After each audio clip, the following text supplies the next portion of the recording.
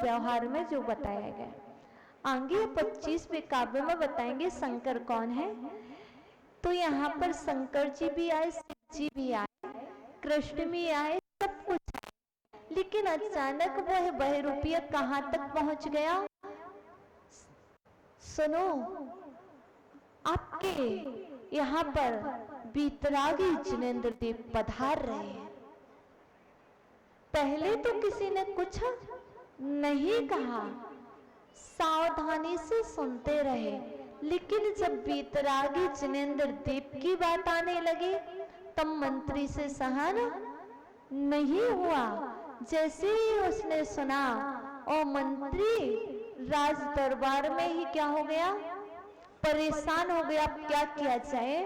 तो उसने कुछ नहीं किया, मात्र 13वें नंबर का काव्य पढ़ा और 14वें नंबर का काव्य का पाठ किया। और इस काव्य का पाठ करने से एक देवी आकर के सीधे उस बहरूपिये ने, जिसने बीतरागी जिनेंद्र देव का रूप बनाया था और राज दरबार में तो नहीं आ पाया था, वहां पर देवी जाकर के उसको सबक सिखलाने लगी। अभी तक आपने शिव जी का रूप धारण किया, शंकर का रूप धारण किया, नाना तरह के अपने रूप बनाए, तब तक हमने कुछ नहीं कहा। आपको पता है बीतरागी जिनेंद्र देव का रूप का अपमान करना, इससे बड़ा कोई पाप नहीं है। इसलिए अब मुझे आना ही पड़ा। तुम्हारी यह सामर्थ्य कि आप दिगंबर वेश बीतरागी सर्वोपदेशी का अपमान करोगे, उनको भी नहीं छोड़ोगे। और उस देवी ने जिस तरह से समझाना पड़ा उस तरह से उस बहरूपियों को समझाया और वह देवी उस बहरूपियों को राज दरबार में भी लाई, जिससे उस बहरूपिये का असली चेहरा राजा के समक्ष प्रकट हुआ। जो अभी तक पुरस्कार दिए जा रहे थे, जो तालियां बजाई जा रही थी, उसके बाद क्या हुआ, उसे अपमानित होना पड़ा। इसलिए आप भी यदि सम्यक दृष्टि है तो कोई किसी भी तरह का रूप बना ले, यह मत समझना कि सचमुच भगवान ही आ गए। हो सकता आपको कोई अपने माया के द्वारा, मायाचारी के द्वारा छल सकता है, कोई भी किसी भी तरह का रूप बना सकता है। तो श्रद्धा रखना, आपके तीर्थंकर 24 ही होते हैं। रानी के लिए बताया था 25वें तीर्थंकर का समोसरण आया, लेकिन रानी की श्रद्धा में बैठा था नहीं, तीर्थंकर 24 ही होते हैं।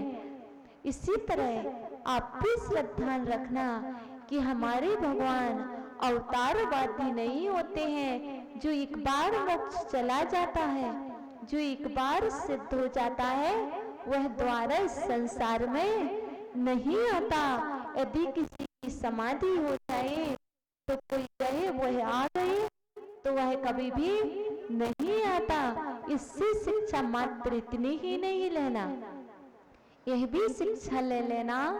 आप कहते हो किसी की मृत्यु हो गई, वह पुनः घर में वापस आ गए, तो इस पर भी श्रद्धा रखना नहीं आए। ये आपका भ्रम है, जिससे आप डरते हो, वह आपका भ्रम है।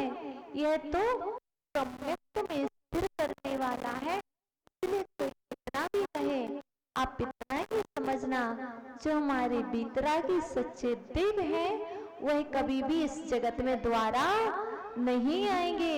यदि कोई द्वारा आएगा तो वह मेरा देव नहीं हो सकता। मेरा देव तो वही होगा जो सच्चा होगा, सर्वज्ञ होगा, बीतरागी होगा, हितोपदेशी होगा। मेरा देव वह नहीं हो सकता जो नाना तरह के रूपों को धारण करे। और एक बात और बता दें, ये माताएं पूछती हैं, 14वें काव्य में ये माताएं पूछती हैं कि हम क्या करें, हम क्या करें, क्योंकि हमारे श्रीमान जी बाहर ही रहते हैं, घर नहीं आते। कोई यदि पतित हो जाए अपने धर्म से, अर्थात तात्पर्य कोई भी समझ के चलना, एक पक्ष से नहीं बात चल रही, कोई भी पतित हो जाए तो क्या करो, प्रयास करना चाहिए कि हम उसे अपने धर्म मार्ग पर लगाए रहें। क्योंकि यदि आपका जीवन है तो तात्पर्य यही है कि आप एक दूसरे को धर्म मार्ग पर लगाए रहें। आपका जीवन ऐसा नहीं कि आप धर्म मार्ग से विचलित करके कहीं और ले जाएं। सच्चा जीवन तो वही होता है जो धर्म में लगाता है।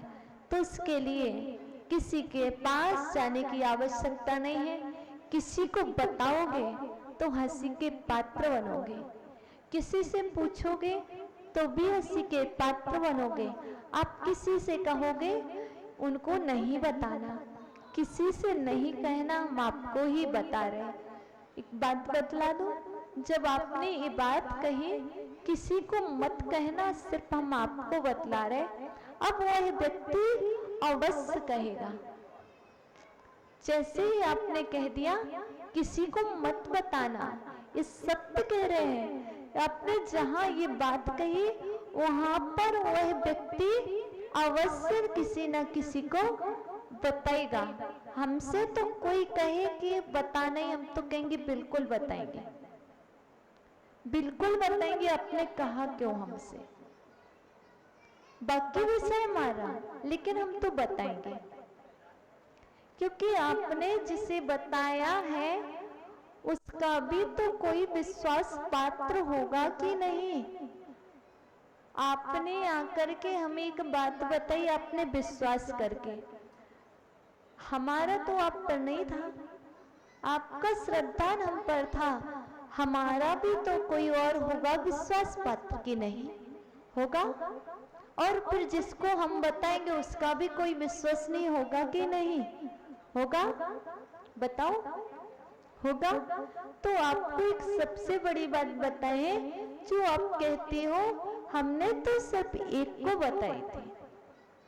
यह आपकी दृष्टि में है कि आपने एक को बताया, वस्तुतः आपने एक को नहीं बताया, 1000 को बताया। और इसके बाद कभी ये बात मत कहना, किसी को मत बताना। जहां ये बात नहीं कहोगे तो फिर तो वो बताएगा भी नहीं, और सकता बता भी दे तो बता दे, लेकिन इस श्रद्धा मत करना। क्योंकि यदि अपने दोषों को उजागर करना हो, प्रकट करना, अच्छी बात हो तो सबको बता दो। यदि दोष है, बुरी बात है जिसका आप प्रचार प्रसार नहीं करना चाहते, तो पूज्य गुरुवर कहते हैं जैसे आप 2 रोटी पचाना सीखे हो, आप कितनी रोटी खाते दिन में? 2 4। दिन भर में कितनी रोटी खाते? 4 खा लेते ना। कोई 2 खाता, कोई 4 खाता। जब आप 4 चपाती पचा सकते हो तो क्या अपनी 4 बातें नहीं पचा सकते? जो दूसरे को सुनाना ही अनिवार्य है, तो आप उन बातों को भी पचाना सीख जाए। तो हम क्या करते हैं, हम दूसरे को सुना करके, तो यहाँ पर यही बात बताई गई। एक रानी बहुत परेशान थी, उनका जो राजा था वह किसी में आसक्त हो गया था। रानी बहुत परेशान थी, पर रानी ने किसी से जा करके कुछ कहा नहीं, किसी को सुनाया नहीं। पर रानी ने क्या किया, मात्र अपने जिनेंद्र देव का आश्रय लिया। क्योंकि यहाँ पर गुणों का आश्रय लिया, तो उसने देव शास्त्र गुरु का आश्रय लिया और भक्तम्बर स्त्रोत के आश्रय लेकर के उसने अपने राजा का त्याग कर दिया। कैसे? जब तक हमारा स्वामी सही मार्ग पर नहीं आएगा, तब तक हम ब्रह्मचर्य व्रत का पालन करेंगे। सभी प्रकार से उसका त्याग कर दिया। अब राजन क्या हो गया, कुपित हो गया। जब राजा कुपित होगा तो रानी भी सम्यक दृष्टि थी, तो राजा ने रानी के लिए क्या किया, जंगल में कुएं में फेंकवा दिया। जो सम्यक दृष्टि होता है उस पर ही कष्ट आते हैं। तो राजा ने रानी को कूप में डलवा दिया, लेकिन रानी ने तो मात्र आश्रय जिनेंद्र देव का लिया था, तो वह कूप में पड़े पड़े भी क्या कर रही थी, भक्तम्बर स्तोत्र के युगल काव्यों का, अर्थात 13 नंबर के और 14वें नंबर के काव्य का पाठ करती रही। पाठ करते करते एक दिन राजा अपने राजमहल में सो रहा था, वहां पर एक देवी आती है बहुत डरवाना रूप लेकर के। तो राजा क्या होता, कांपने लगता है रात में और डर जाता।